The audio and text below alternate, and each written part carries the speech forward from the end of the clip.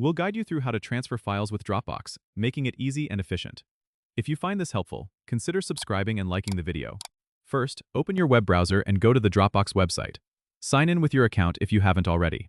Once you're on the home page, you'll see your Dropbox files and folders. To upload a new file, look for the Upload button in the top right corner of the page. Click it and select Files or Folder, depending on what you want to upload. Navigate to the location on your computer where the file is stored. Select it and confirm your choice. Dropbox will begin uploading your file to your account. The time this takes will depend on your internet speed and the file size. If you want to share a file with someone else, find the file in your Dropbox, hover over it, and click the Share button that appears. Enter the email address of the person you want to share it with, or choose to create a link that you can copy and send through other means.